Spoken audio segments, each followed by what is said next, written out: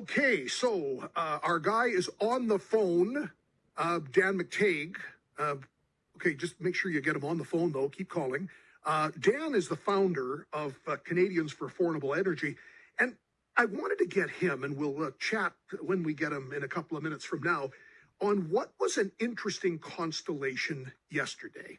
So you had the meeting in Halifax of all of the Canadian premiers and territorial leaders coming out united on what they're calling a fair carbon price approach, unanimously saying that, and this is a pretty rare show. You've got liberals, you've got conservatives, you now have two new Democrat premiers, Wab Kinew next door in Manitoba, David Eby in BC.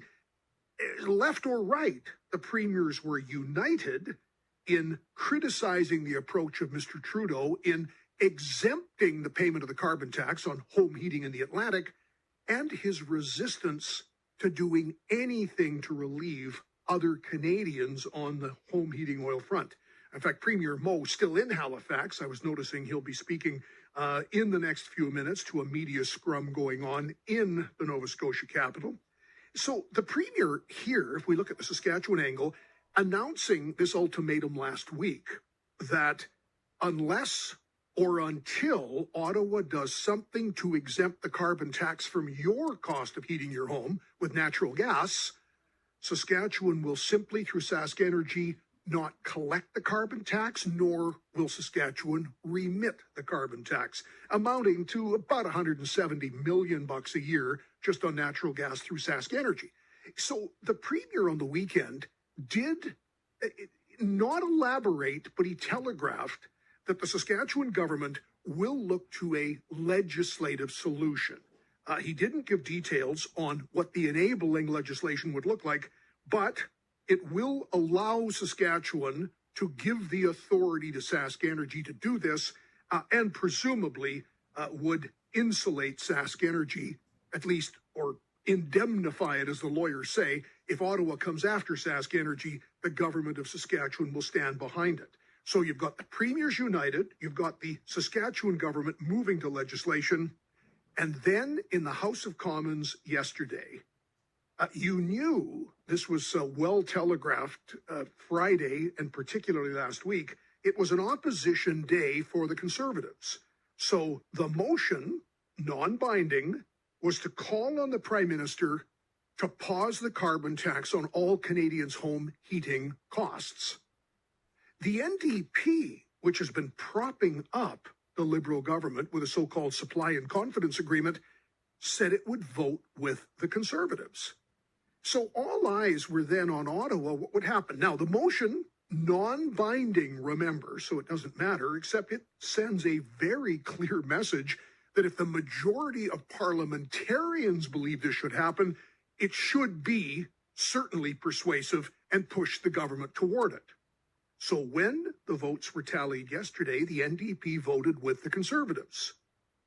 But the Bloc Québécois and a couple of Green MPs sided with the Liberal government. So when all was said and done, 186 MPs voted to defeat the motion, 135 voted in favor. And of course, the annoying thing for many people here was that the Bloc Québécois said none of this has an impact on Quebec anyway. So Quebec has no interest in this, but the leader of the Bloc making the point, Yves-François Blanchet, why would the NDP vote strangely with Conservatives? The environment is not a fancy thing you entertain between crises. It's an important issue. We have to be constant and patient and determined. So the Bloc Québécois, almost working off Justin Trudeau talking points, to say there would be no exceptions for any Canadians this winter on the carbon tax you pay for home heating. So interesting constellation of events that leads many to say, and this was the lead editorial this morning in the Toronto Sun, Prime Minister Justin Trudeau appears determined to go to any lengths to divide Canadians in defense of an unfair carbon tax. He's uniting the country against him. He won a battle Monday, but he's losing the war. his Pyrrhic victory, and you know what a Pyrrhic victory is? That's when you win, but the cost is so great. The Pyrrhic victory came when the Bloc Québécois, representing a separatist party that doesn't pay a carbon tax, voted with the Liberals to defeat the Conservative motion. So hardly a good day for Trudeau, though. You've got the Premier's United Front. You've got a push on across the country and generally leading to the view. In fact, John Ivison put it very well. Ivison, you remember, wrote a book on Justin Trudeau back in 2019. Ivison's column in the National Post this morning, an enfeebled Trudeau has the NDP seriously reconsidering its support. And he argues that the NDP, unless it gets a universal, comprehensive, entirely publicly funded pharmacare program, and this is not in months, this is in now, is considering withdrawing its support for Prime Minister Trudeau in this supply and confidence agreement.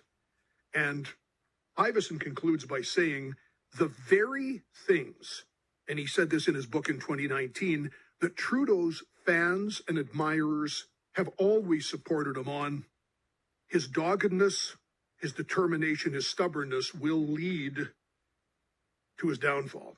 Okay, so we're going to chat with Dan McTeague now, and in the second segment, hang on. McTeague is always fascinating to sample on these things. Hey, great having you here. Thanks for taking our call. Good to be here. Sorry about that, John. Just getting that fall cold, as everyone seems to be getting out here, at least in Ontario. You're okay.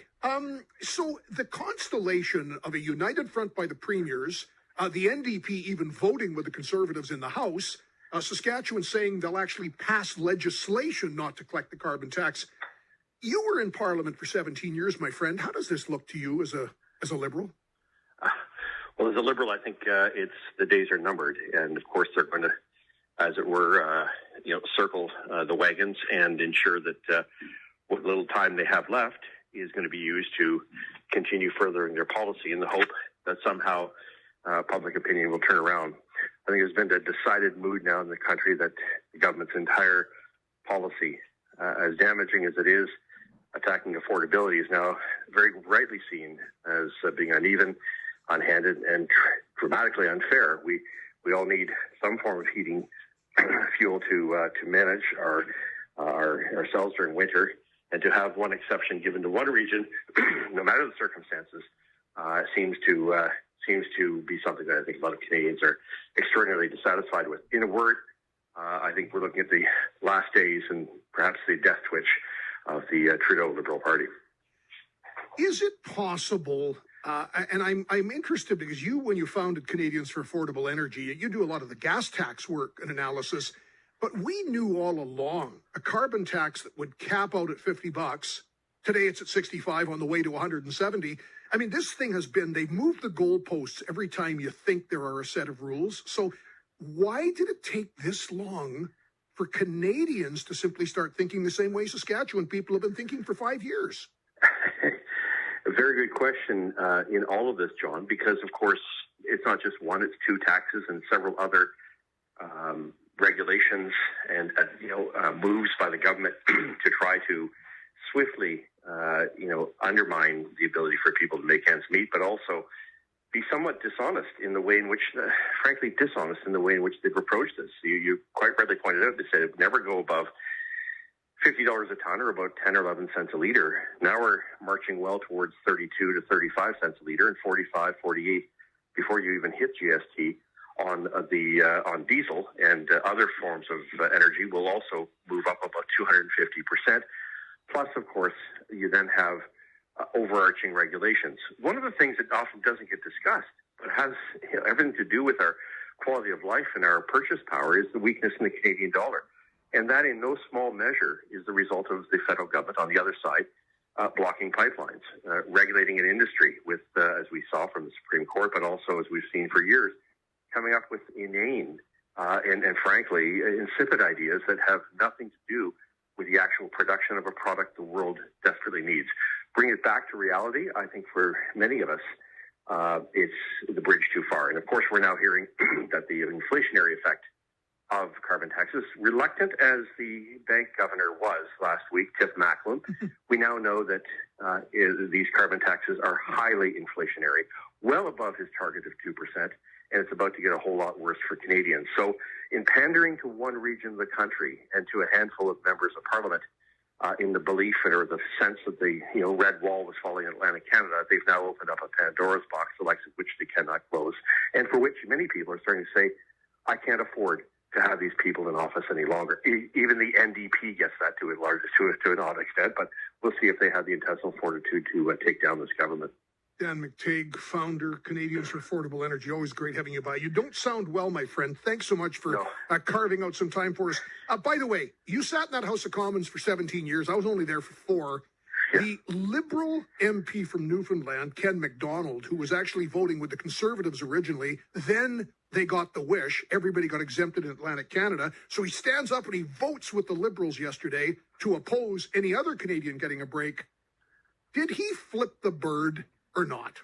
Oh, I think he did. And I think it's probably an attempt to try to get in the good graces of a caucus that never stands up to its leader and never stands up for constituents. In my time, as you know, in 17, 18 years there, I often voted, very much based on principle. These guys do not have much. And in the case of Mr. MacDonald, any goodwill that was given to him by Canadians who thought, well, he was standing up for his constituents and Canadians as a whole has been completely lost by that, frankly, amateurish and very childish gesture. Take care, my friend. Get well soon, and we'll see you.